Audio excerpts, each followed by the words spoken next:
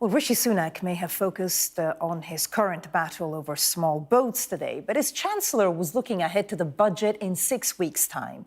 He told our economics and data editor that the most dynamic economies have lower taxes, and cutting them in the UK would be the quickest route to growth.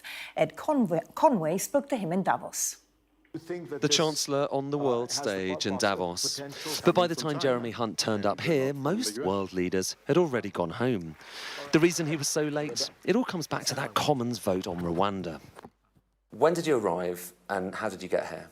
I flew here last night after the vote in the House of Commons. OK, and how? We chartered a plane because that was the only way to get here. Right, so it was a private jet to get here. I only ask because, a lot of people have been wondering why the UK has taken so long, to send its most senior delegate here. Well, I thought it was important that I stayed in the House of Commons for a very important vote on Rwanda. Now, taking a private jet to Davos is hardly unheard of, but for some here, what's more telling is that it's another example of how, in Britain, domestic challenges always trump international opportunities. The Shadow Chancellor, here for nearly all the meetings, says his absence was noted.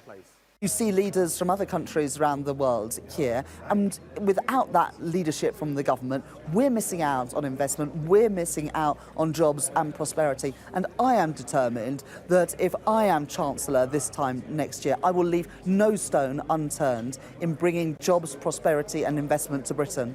Davos is many things, but one way of thinking about it is as a kind of trade fair where countries and companies from around the world come to hawk their goods and to raise money. And the striking thing is, over the past few years, well, since Brexit really, the UK just hasn't been as visible on this stage. The criticism is it's been far more fixated with political problems back home than banging the drum for investment in places like this.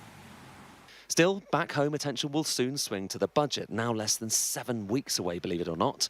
And the Chancellor says his big goal is lower taxes. I look around the world and I see that the parts of the world, like the United States, like Asia, that are growing the fastest, have the most dynamic economies, tend to be places with lower taxes. And that was why in the autumn statement we decisively cut taxes. So my priority in the budget will be growth. This was the Chancellor's first time at the World Economic Forum, and it might not be his last. Then again, George Osborne and Kwasi Kwarteng both turned up here this year, long after they left office. Ed Conway, Sky News in Davos. And from Davos to our chief political correspondent, John Craig, who is in Downing Street tonight. And John, whether it's on tax or Rwanda, the government is really setting out its stall. And the Prime Minister set out his stall with a slogan that he repeated so many times, stick to the plan. He said it no fewer than 15 times during the course of a 27-minute news conference and questions. And on Labour, he said it's back to square one with Labour. He said that 8 times. So we'll expect to hear a lot more of that slogan, stick to the plan, a lot more over the next few months. Now, on the Rwanda bill, the government has announced tonight that the second reading in the Lords will take place on Monday the 29th of January. That's a week on Monday. Well, that means committee stage probably almost certainly mid-February, report and third reading early March perhaps. The government would hope to get that bill back in the Commons by Easter, but there's no guarantee of that, of course. Now, as for the economy, not just the Chancellor being pretty upbeat on the prospect of tax cuts. In his answers to questions at that news conference, the Prime Minister was stressing that because they got inflation down from 11% to 4% in the latest figures, they were able to cut taxes. So the Chancellor is even suggesting out in Davos that he may have a second budget besides the one on March the 6th, perhaps later in the summer. That's assuming, of course, the November election, which is the favourite date predicted. But as things stand at the moment, given all the problems with the Rwanda bill, the government is better placed at the moment to cut taxes than it is to stop the boats and get those flights heading for Rwanda. John Craig with the latest there in Downing Street. John, thank you. Now, tens of thousands of people are living in fear of bankruptcy after taking part in workplace schemes that were supposed to pay tax on their behalf, but didn't. The HMRC, the tax office, is now issuing those people with backdated tax bills and in some cases demanding hundreds of thousands of pounds. Tax lawyers have told Sky News it's an unjust scheme and that it's targeting the wrong people. Our political correspondent, Gurpreet Narwan, spoke to one of the victims. It's an almost existential threat. You know, you work hard for things like your home and your security, and when you don't know whether tomorrow you're going to get a letter that's going to take that away from you. After the late payment fees were applied, it was 24,000. Michael, a healthcare worker, has fallen foul of the loan charge. He, like tens of thousands of people, were paid salaries through schemes that promised to take care of their taxes. But in 2017, the government introduced a new law allowing HMRC to demand tax from people whose employers did not, in fact, pay it. Has emerged. Lawyers say the loan charge was not fair from the start. When the contractors were paid, the PAYE rules applied and were meant to ensure that tax was deducted from salary before it was received by the workers. That PAYE was not paid. The workers suffered a deduction, but that was just simply taken as fees by the promoters of the schemes, which were running rather dubious tax avoidance arrangements without the contractors' knowledge. So why isn't HMRC going after the promoters of these schemes? It's a question that MPs have been asking. What should happen is that the HMRC, if it thinks it's owed the money, should go back to the promoters, go back to the contractors who insisted on these terms and say, you can pay at least your share, if not the whole burden. But they're not doing that. And I'm afraid, in my view, they've made a massive ethical error in not doing so. HMRC says it is responsible for collecting the tax that people owe, but that it has support in place to help people like Michael settle their bills. HMRC is not out of pocket, the umbrella companies aren't out of pocket, the agencies that pushed it aren't out of pocket. It's only the end worker, and we're just normal people. Michael is trying to move forward, but others have had their lives ripped apart. Marriages have broken down, and the loan charge has been linked to at least 10 suicides. Campaigners say now is the time for action. Gurpreet Narwan, Sky News.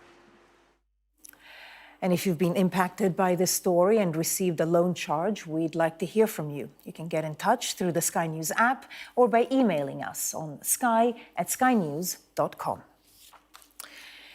Now, Iran isn't particularly well-liked in its region. That's according to President Biden. He said that tonight its relationship with Pakistan is certainly strained after the two countries exchanged tit-for-tat airstrikes inside each other's territory, the latest 45 miles inside Iran. It followed more U.S. airstrikes on the Houthi rebels that Iran supports to try to stop them attacking shipping in the Red Sea. Our international correspondent Alex Rossi reports. They crowd around what appear to be damaged homes. Islamabad claims it was targeting extremists who are part of a separatist insurgency. This strike was in retaliation after Iran struck Sunni militant bases in Pakistan on Tuesday. This action is a manifestation of Pakistan's unflinching resolve to protect and defend its national security against all threats. Tehran says its military action was a response to this terror attack on January the 3rd. But the standoff between Pakistan and Iran adds another worrying dimension to a crisis in the Middle East, which is spreading. Iran and Pakistan share an almost 600-mile border. It's 45 miles inside that border where Pakistan attacked. And that's because earlier this week, an Iranian strike targeted what Tehran claims was a Sunni militant base in this area of Pakistan. That's in addition to airstrikes that the regime launched late Monday in Iraq and Syria, also a response to the terror attack in Kerman, which has now been claimed by the Islamic State. All of this is part of a wider explosion of violence across the region. Houthi rebels have been attacking commercial vessels in the Red Sea since November last year. They say as an act of solidarity with the Palestinians and to pressure Israel into a ceasefire in Gaza. The conflict with the Houthis is also escalating.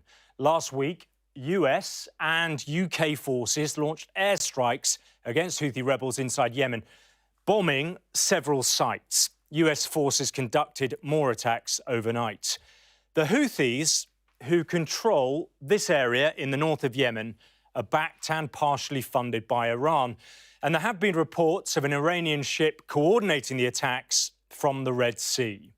Iran plays a very delicate balance between gaining the regional influence it wants from backing those groups while distancing itself enough to not take full responsibility for their actions. It is a complex situation with competing interests that are becoming far more difficult to contain. Iran is not particularly well liked in the region. Yeah. And where that goes, we're working on now. I don't know where that goes. The question now, is all this leading to a direct conflict between the US and the Iranian regime? Alex Rossi, Sky News.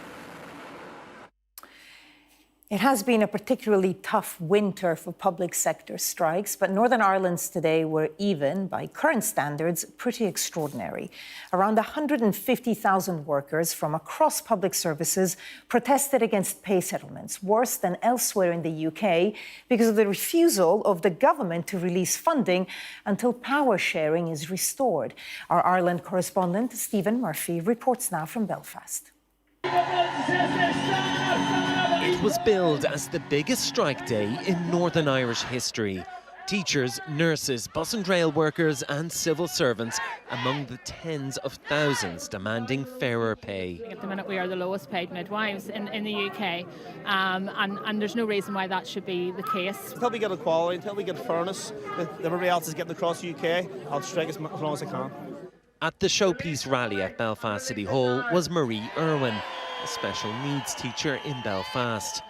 This is where she should be, in her classroom, preparing for her pupils. We take this strike action under duress. It's not something I want to do. I don't want to go on strike. I want to be out working with my pupils who need their routine, who need me there, seeing them on any given day of the week. But I have to future-proof this profession. What do we want? Pay parity! When do we want it? Now! Pay parity is the central demand. Public sector pay here lags behind the rest of the UK. For example, a teacher's starting salary in Northern Ireland is £24,000 compared to £32,000 in Scotland. The situation has been exacerbated by the lack of a devolved government in Stormont for nearly 2 years. No ministers, no pay negotiations. Yesterday saw the 7th failed attempt to restore the executive. But there's anger too at the UK government. We're here to embarrass Chris Heaton-Harris! Northern Ireland Secretary Chris Heaton-Harris says he can't release promised funding to deal with pay until Stormont returns, something widely dismissed by workers here. Legislation can be changed to extend elections, so I don't see why it can be changed to give us our pay. These workers are effectively angry at both governments, the one in London refusing to release the funds to solve the pay issue, and the one in Stormont that doesn't exist.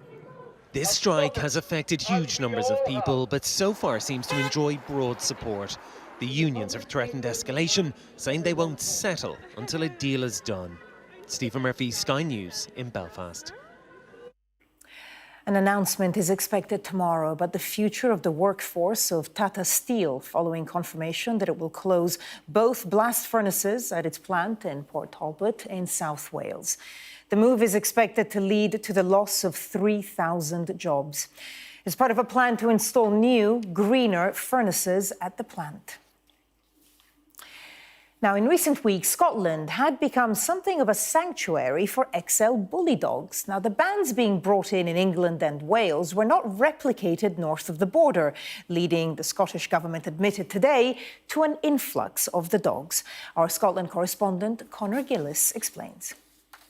We need to work on this one quickly, just because, you know, the poor dog. Sammy from the West Midlands has been on a frantic mission to save the XL bully.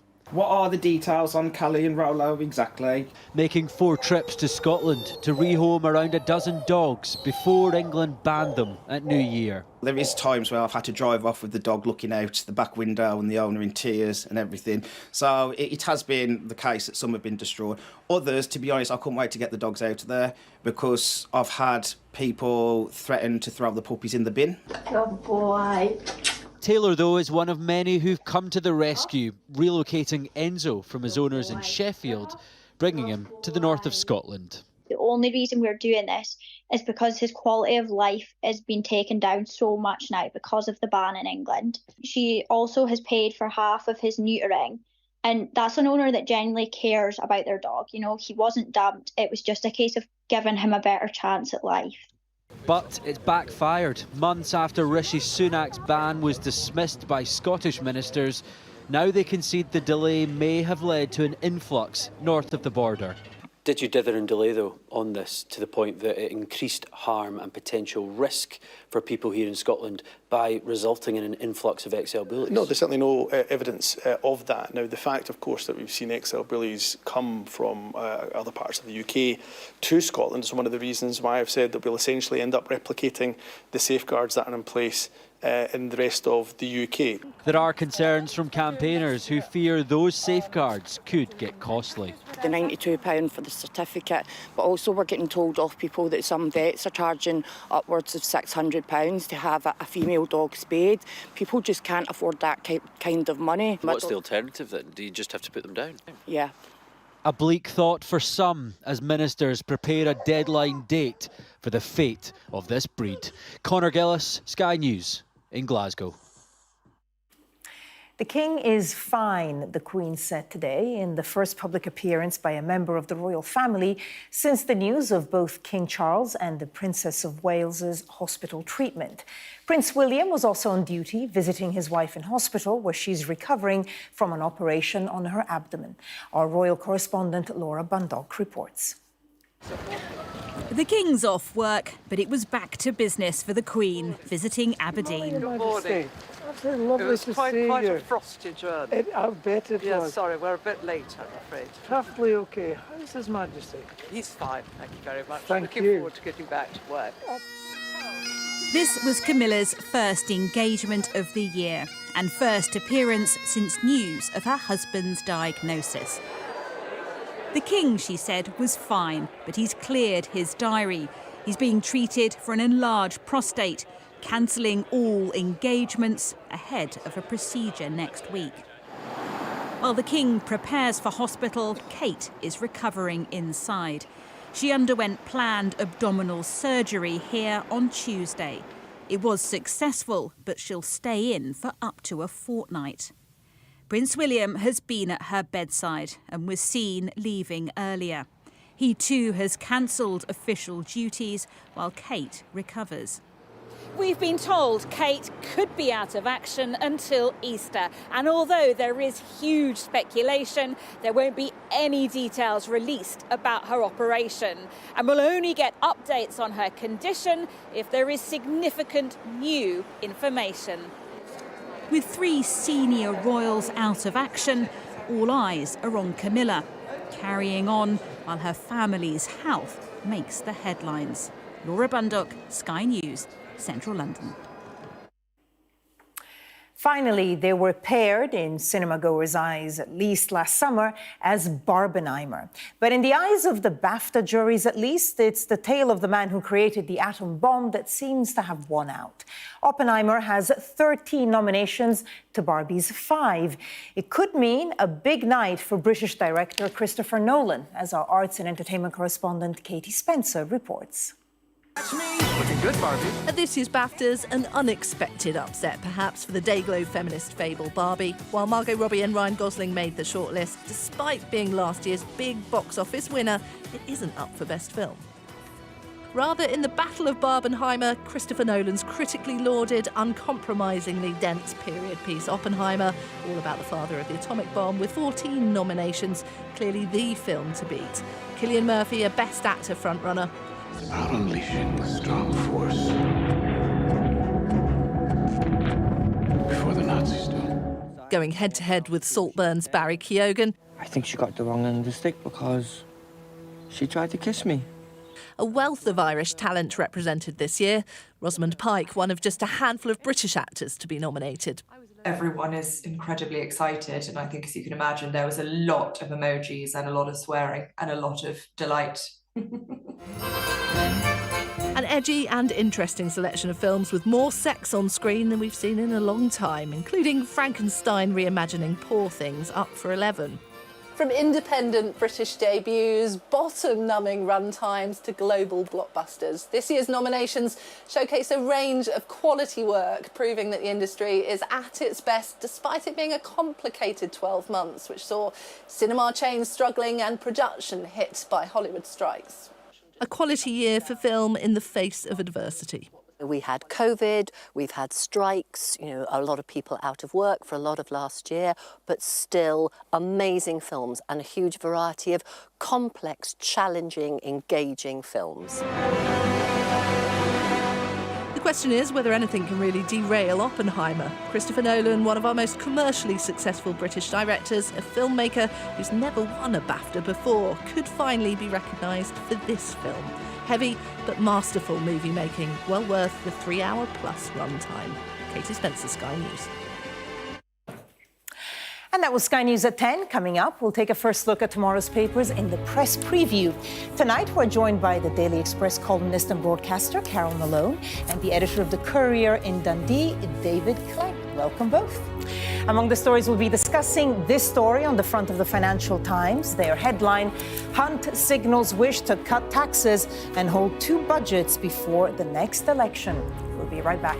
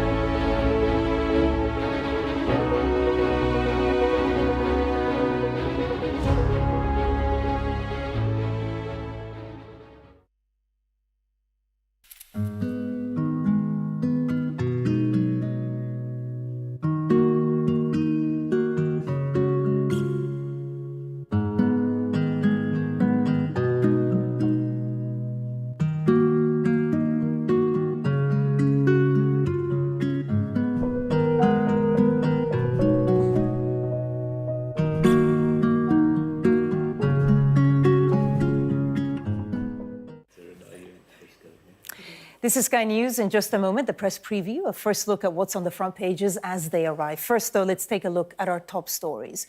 The Prime Minister has urged the House of Lords to back his Rwanda plan after it was given the go-ahead in the Commons last night. The Chancellor, Jeremy Hunt, has told Sky News he wants to prioritise growth and cut taxes in his spring budget this year. And the first pictures have been released of the damage to the US-operated Genco Picardy bulk carrier that was hit in a Houthi attack yesterday. They were taken by an Indian Navy vessel that was nearby in the Gulf of Aden and rescued the crew.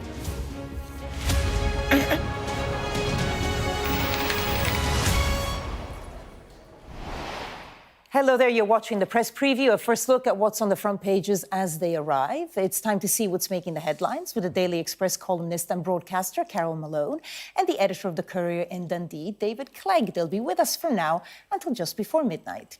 So let's see what is on some of those front pages. Excuse me, the Daily Mail reports on Prime Minister Rishi Sunak's warning to the House of Lords not to defy the will of the people and block, the Rwanda bill after it passed the House of Commons. The Financial Times leads with the Chancellor, Jeremy Hunt, suggesting that he wants to introduce further tax cuts and may even hold two budgets before the election later this year. The Express, too, has that story. Hunt plots big tax cuts in budget. The Eye reports exclusively that a government inquiry has begun into what it calls a second scandal involving computers at the post office, which may have led to more wrongful convictions of sub-postmasters. The Guardian leads with comments from the Israeli Prime Minister Benjamin Netanyahu, who has told the White House he rejects any moves to establish a Palestinian state when Israel ends its offensive against Hamas. The Times is leading with a report that teachers are locking themselves in classrooms for safety and installing no-go zones due to unruly pupils. And David's paper, The Courier, reports on the arrest of the brother-in-law of Scotland's First Minister after a man fell to his death from a block of flats in Dundee. The Mirror focuses on the UK's dental health crisis as new figures show more than 100,000 children were taken to hospital with rotten teeth over 5 years. The Sun leads with Prince William's concern after visiting his wife, the Princess of Wales, in hospital as she recovers from abdominal surgery. And the Metro tells us that the NHS's advice for how to avoid slipping and falling on ice is to waddle like a penguin. I hope they explain how exactly to do that. A reminder that by scanning the QR code you'll see on screen during the program, you can check out the front pages of tomorrow's papers while you watch us. And we are joined tonight by Carol Malone and David Clegg. Great to see you. Thank you so much for coming in. OK, let's take a look. I guess no surprises, really, when we see that migration is in many of the front pages. Let's look at the Daily Mail front page. Don't defy the will of the people. Rishi Sunak warns the Lords. And, of course, he's passed the hurdle in the Commons, and now it's going to spend weeks in the Lords. Carol, what do you make of the phrase that he used, defying the will of the people? I mean, I think he's saying that because this week there was a poll that said 9 out of 10 constituencies across the country want to control immigration and they want to stop the boats. So, and 75, I think, out of 650 constituencies across the country felt the same thing. So I think he felt able and empowered to say that, having seen those polls this week. But, he said that this morning in his speech, before lunchtime today. And the bill was then passed to the Lords and they were shouting shame the minute the bill came in. And, this is a bunch of unelected, unaccountable people, many of whom are there because of favours that were done to them by, various governments and various prime ministers. And to me, this feels like a rerun of the Brexit process. It's like unelected people thinking they know what's best for the British people and trying to decide that for them. And I just think it's monumentally patronising of them to do this. The people who were in the Lords will never suffer the effects of uncontrolled immigration. They will never be shoved to the bottom of a housing queue. They will never not be able to get an appointment with a doctor or get their kids into a school. And yet here they are saying that this policy must not pass. There is no alternative to the Rwanda plan at the moment. It's not ideal. If it was more robust, it might be ideal, but there is no way of stopping the boats. And what the Lords have said they're going to do, which is really Machiavellian, I think, they want to delay it, and they've actually put forward a process now where they want to prove to them that sending people to Rwanda was safe. They know that is going to delay any passing of legislation, which means that there'll be an election first, Labour will get in, and Starmer will chuck out Rwanda in any shape or form. So it's really Machiavellian. They're deciding what's going to happen. Machiavellian seems a strange word. I think there's a couple issues about the Rwanda plan. You can question the morality of it. I think where it falls down most likely is the feasibility of it, whether it is logistically going to work and whether it will act as a deterrent in the way that they hope.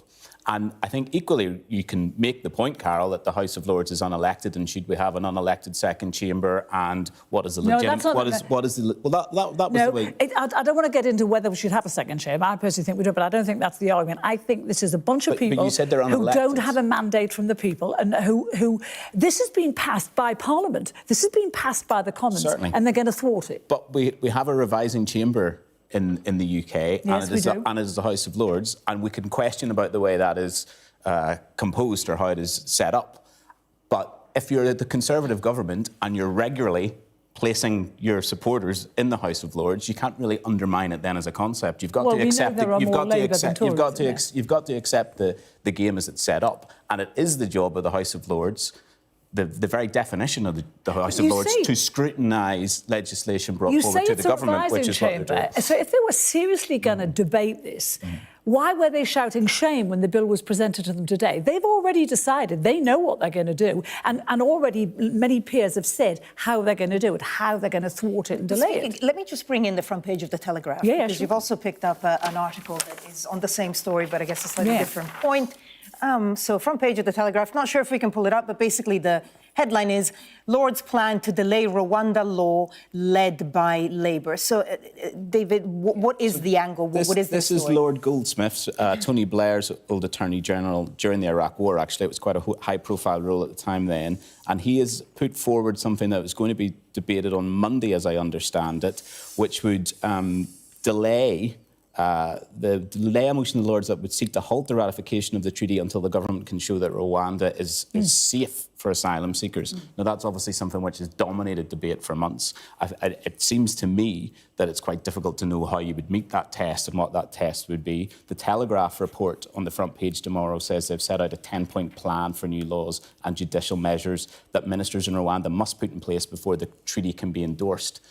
We'll need to look at the detail of that and examine it, but the suspicion would be that this is something that is setting it up to fail. But what's interesting is they have decided they don't like the Rwanda plan. And it is interesting at this time that countries all over Europe and many of the Schengen countries are already trying to come up with their own Rwanda plan. Italy already has one, an agreement with Albania. A lot of them want to have a process where migrants are processed offshore. They're all trying to do it, and yet in this country, we have a bunch of the elites trying to thwart it, which will mean there is no way to stop those crossings. And in fact, the only other way to do it is to ignore any ruling from the ECHR. That's the only way you're going to stop the boats. That type of thing is an issue for debate, I think, in a lot of countries that have similar policy.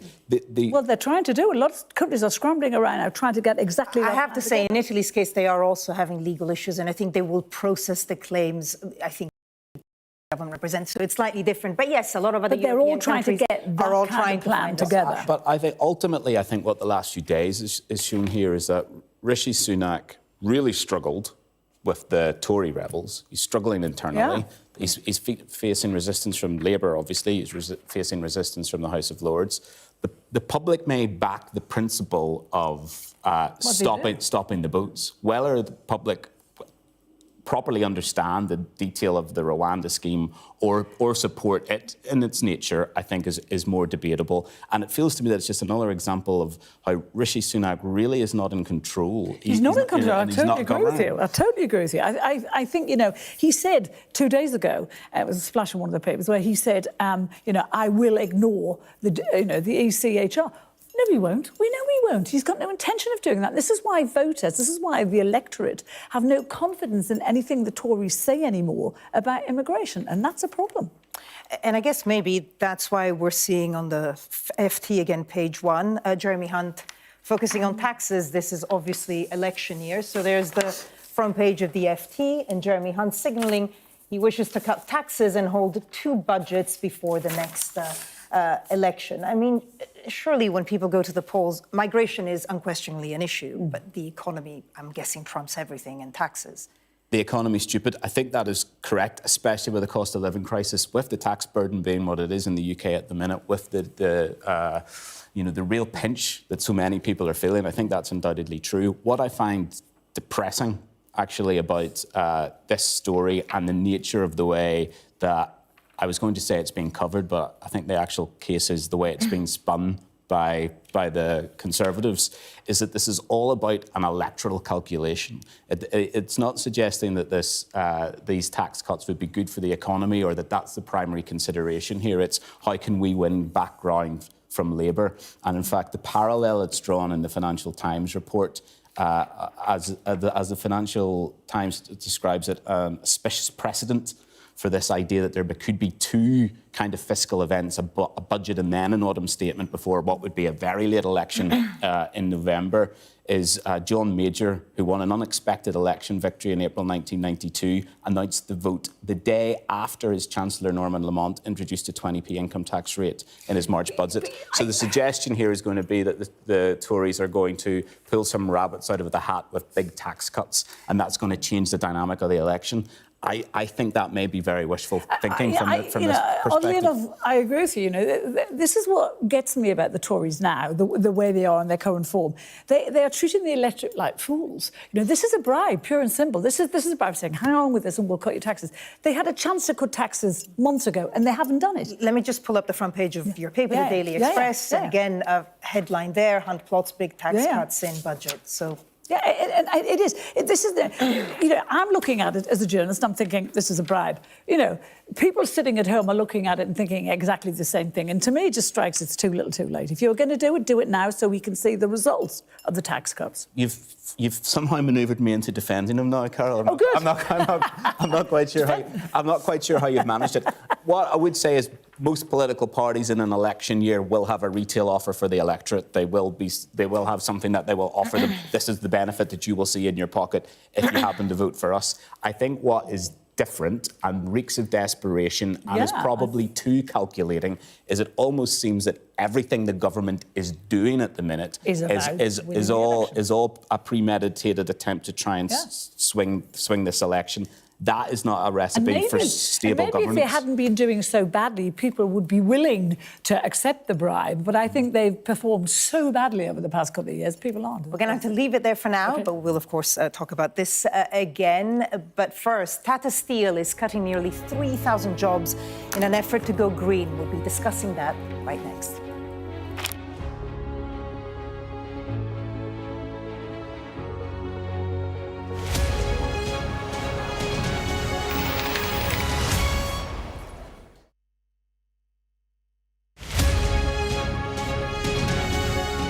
I joined the railway approximately 9 years ago now, and a part of my railway induction was to attend the Samaritans training course due to a safeguarding issue along the line.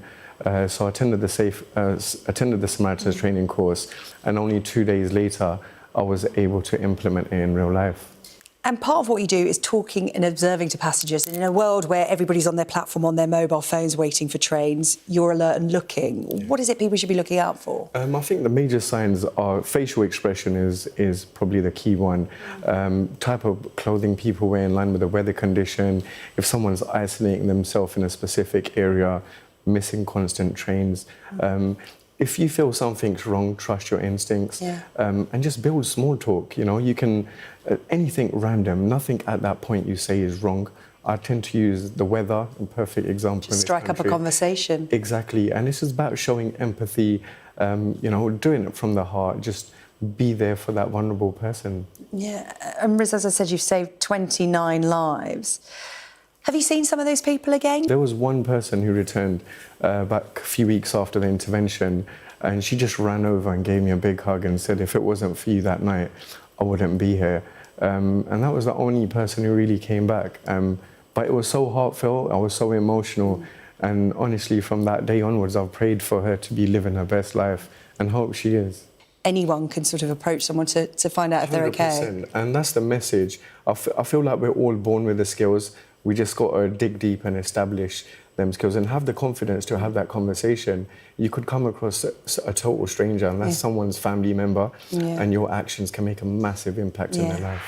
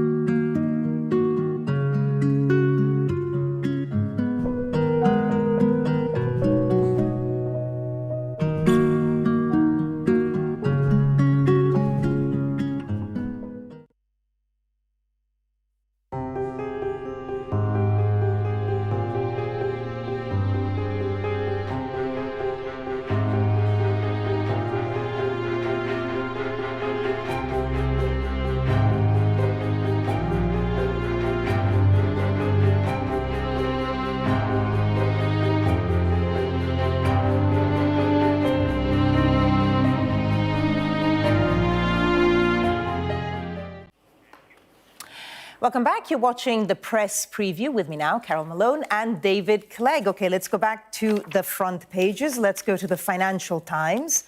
Let's bring it up.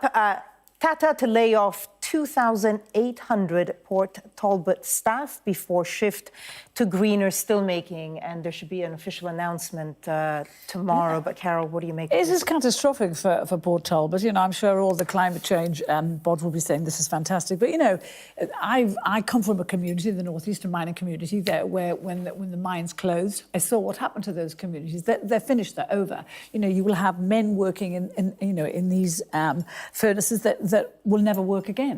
And then they become, you know, that does terrible things to people's psyche, to their minds, to the way, you know, to their style of life. It's catastrophically bad. And although it's nearly 3,000 jobs, it's UK-wide, most of them are going to be from the Port Talbot site, which is just, you know, and they're going to be gone by as early as September. So these people just don't have, you know, this is the worst case scenario for this. And, you know, I know people can talk glibly about progress and about, you know, it's going to be cleaner air and all the rest of it, but you're talking about destroying lives here. And it's hard for me to see anything good in this. It's clearly devastating for the local community, but actually a line in the Financial Times report that really caught my eye was the cut means that by 2025, the UK will be the only major economy with no ability to make steel from scratch, which seems like, you know, as an infrastructure resource. There was a massive scandal in Scotland when it emerged that the new Forth road bridge had been built with Chinese steel, despite there traditionally having been such steel manufacturing in Scotland. This is going to mean that there's nowhere that's able to do it in the UK. So terrible news for Port Talbot and the wider Welsh economy, but also, I think, really bad for the UK as a whole if we get to that stage. Completely. Let's take a look now at page 3 of the Metro. Part of the royal health stories, both the King, of course, and the Princess of Wales feeling unwell. Here it says William drives to Kate's bedside as she recovers from the operation. I mean, obviously, everyone, you know, wishes that they both get well. What have you made of the reporting, Carol, and the fact that I guess, you know, years ago we would never have known this kind of detail? Do you like the way things have developed? I'm old enough to know that, so to remember that. And I'm older. You know, in fact, it wasn't that long ago that the palace, you know, would put out half-truths about what was going on, and then they'd be slated for that. This is, I mean, I think they've protected her privacy here because they're not saying exactly what it is. I mean, there's lots of speculation as to what it is, and I'm sure that will come out eventually. And the palace more or less hinted today that she will talk about it at some point. I think what is really interesting with the Charles story, the prostate cancer story, you know, this is a sign of the times that a 73-year-old man, never mind that he's the king, but he is the king, but he's 73 years old, and it is a sign of the times that he's willing to weaponize, PR his ailment to help other people, which is a great thing. I think it's a big step for him. And inquiries over prostate cancer have shot up since he... Completely. And so, you know, I think that must have been quite hard for him. He's essentially a very private man. But the palace there say he was keen to do this, which is fantastic. With Kate, I'm sure we will hear what has happened with her. But it's no small thing that's happening to her. Because, you know... 2 weeks. 2 weeks. No one stays in hospital for 2 weeks for almost anything anymore. If it was some of the things that have been in the papers today, speculation, you're in 2 or 3 days if it's keyhole, whatever. This clearly wasn't. 30 seconds, David. Go. Sorry, I stole your time. I was happy just listening to Carol talking about the old days when the royals were lying to us. If you could imagine such a thing. I think clearly there's a great deal of interest in this. All the papers have covered it widely, and I think it's right that, you know, the actual details are not reported, and the king has given more detail than perhaps he had to about what's gone on in his situation, and there has been, I think, a positive health awareness impact of that. So I think you know, that is a very positive thing, and we all wish Kate well and whatever's going on. We certainly do. David Kelly, Carol Malone. We'll take a look at the day's news at the top of the hour. For the moment, though, that's it. Let's take a quick look at the weather.